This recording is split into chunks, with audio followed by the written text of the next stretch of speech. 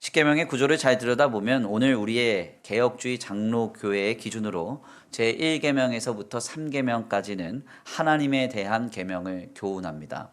그리고 5계명에서부터 10계명까지는 인간의 삶에 대한 계명을 우리에게 전해줍니다.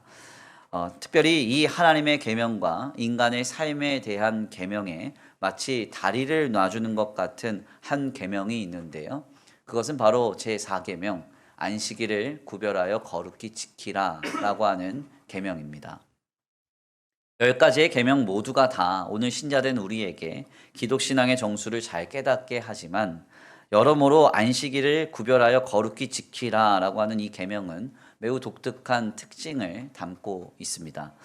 먼저 10계명을 담고 있는 출애굽기서 20장과 신명기서 5장 말씀을 숙고해 보면요.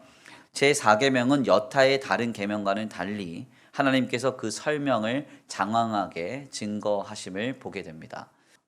우리가 10가지의 계명의 내용을 들여다보면 너는 나 외에 다른 신을 섬기지 말라, 도둑질하지 말라, 내 이웃의 소유를 탐내지 말라. 주님이 단순하게 계명을 증거하시는데요.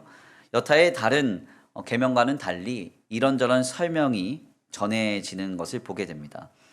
다른 설명이 없이 단순히 명령만 선포됐던 다른 계명과는 달리 안식일을 왜 거룩하게 지켜야 하는지 주님은 길게 우리에게 설명을 해 주시는 것이죠.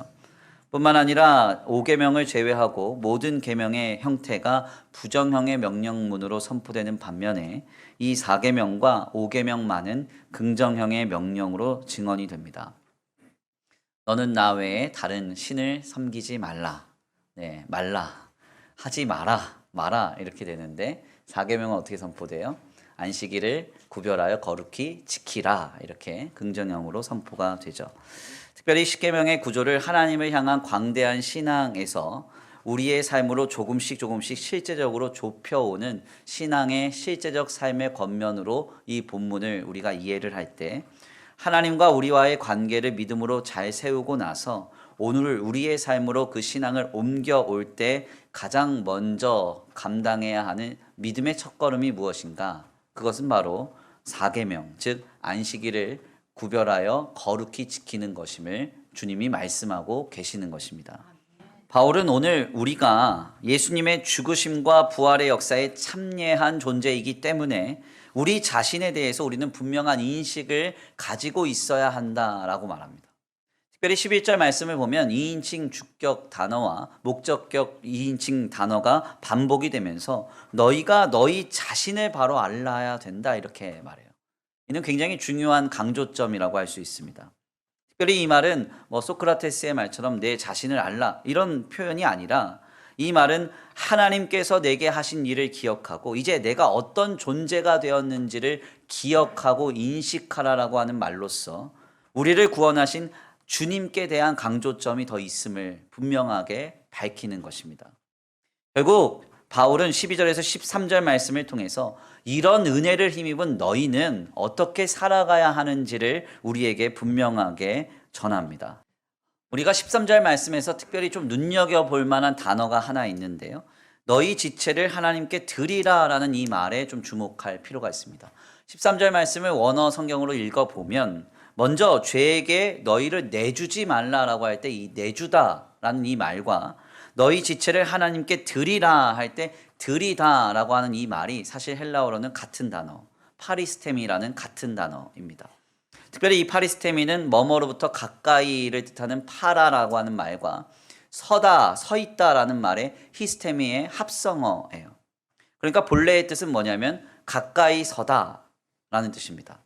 즉 바울은 너희가 하나님께 갚을 수 없는 다함 없는 은혜를 힘입은 구원받은 신자라면 죄에 가까이 서 있는 삶을 살아서는 안 되고 하나님께 가까이 서 있는 삶을 살아야 한다라고 말하고 있는 거예요.